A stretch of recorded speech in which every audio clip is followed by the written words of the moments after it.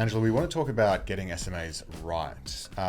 Is there a particular size in terms of assets under management where a financial planning business needs to get to before actually profitably running a managed account model?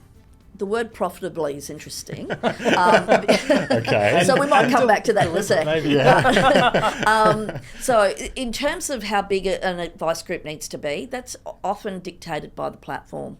The platforms usually want about 100 million in total over some period of time, and that might be 2 years.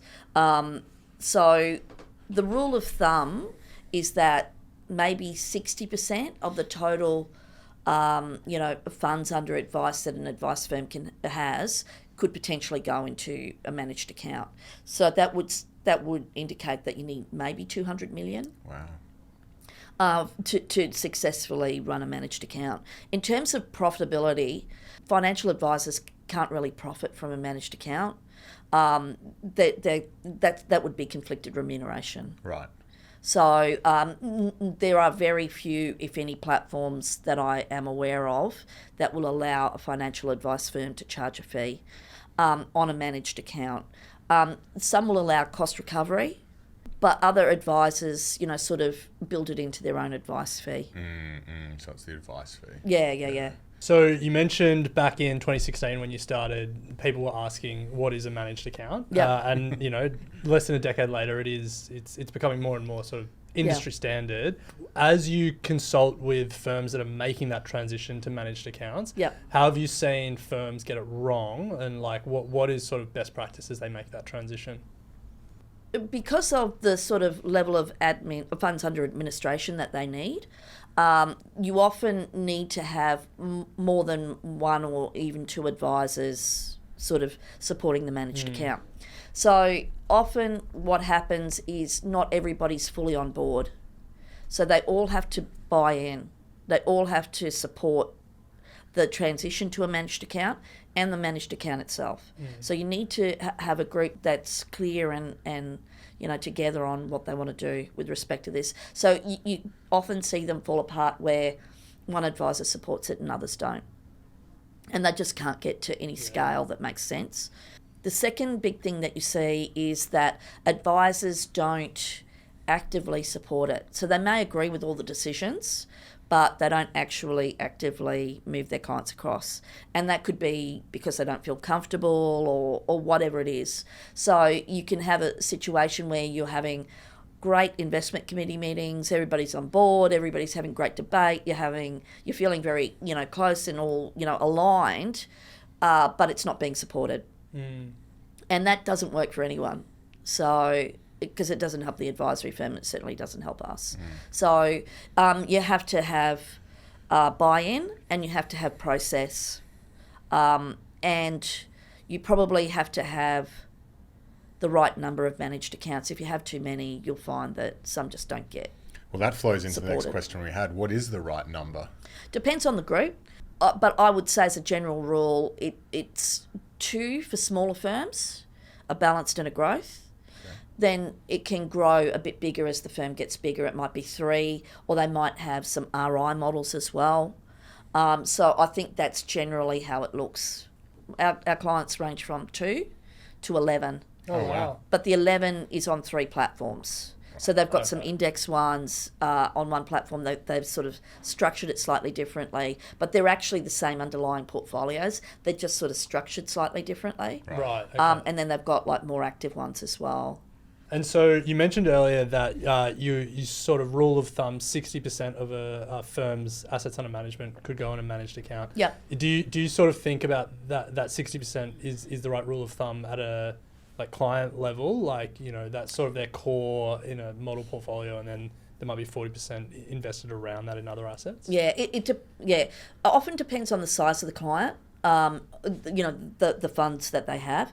So if it's a smaller client, a younger person comes in, it's quite likely that they can be 100% in there because they don't have any other assets. But as you know, if somebody older comes in, they'll have they'll have some shares, some CBA shares from the float or whatever, and so those things need to stay outside. They might also a managed account also can't manage obviously anything like private credit or any sort of like a property syndicate or something. So depending on the advisor business, the client complexity, they can have all of those things outside. So 40 might be the average, but it's probably more like, so we've got one client, for example, and his book is all wholesale. They're all quite sophisticated, so he's got quite a lot of stuff like infrastructure, private equity, and so on. So we have 20% of his funds under advice. But I would say, as a general rule, most of his clients would have, say, 20 to 30% in our models, and then the rest would sit outside. You mentioned one of the bedrock rules of portfolio construction was minimizing turnover. So how do you advise the firms that you work with to manage that review and sort of rebalance process? We meet with clients regularly. The frequency of investment committees depends a little bit on the client. Some want it monthly, some quarterly, some in between. But we always leave the option open that if something happens in markets that we can ring and have an investment committee quickly. Yeah. So you've got to try and manage that communication. But in terms of just making sure that turnover is lowered, you've got to make sure that the portfolio is set up right initially, right? So you've got to invest with managers, whether it's passive, active, a mixture, whatever it is, a group of managers that you do really believe can add value and have generally been consistent and true to their word and all the rest of it. So you've got to start with a group of managers that you have faith in and work with that as an initial starting point so that you don't have to turn over a lot. It's also, you need to also think about, well, it depends a little bit on market conditions at the time you do set up. But you need to think about that idea of the portfolio as much as possible being all weather. So, that you're not trying to second guess markets constantly and turning over as a result, because you're highly likely to get it wrong and cause all sorts of other damage. So it's about, initially at least having a portfolio that should see you through even if you don't do anything else to it. My ears picked up when you said the clients, depending on their preference, can have monthly investment committee or up to quarterly, but if something goes on in markets, they can call an emergency investment committee. Take me back to late January 2025. How many emergency investment committee meetings did you get around the DeepSeek stuff? Were people panicking? No.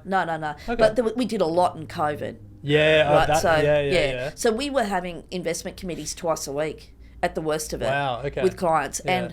And what we would have, like the team would have early, first thing in the morning, so 8:30 or 9 or whatever. And each day we would allocate a couple of clients per staff member to just ring and just say, is everything okay?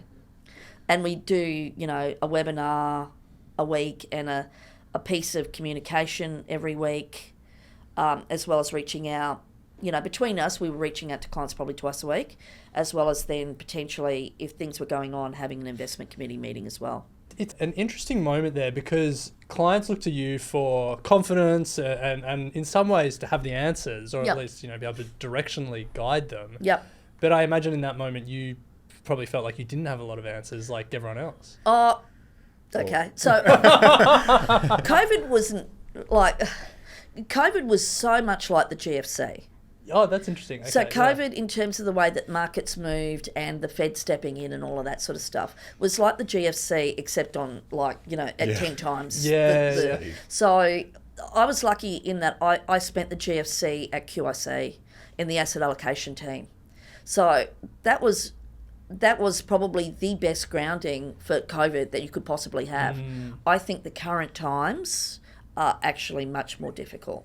And we actually had a client yesterday say, this is going to be a bit like COVID, and I actually had to say it's going to be nothing like COVID. The thing that we are now facing is completely different. The Fed's not going to step in. the things that happened aren't going to happen again. But COVID, you know, for anyone who'd lived through the GFC, luckily was actually, I mean, it was bad, but it wasn't, the way that markets behaved was actually quite similar. So I think you've just, you know, but the other thing is you've got to just keep a level head, right? Yeah. Like, you know, and just, and give people as much guidance as you can.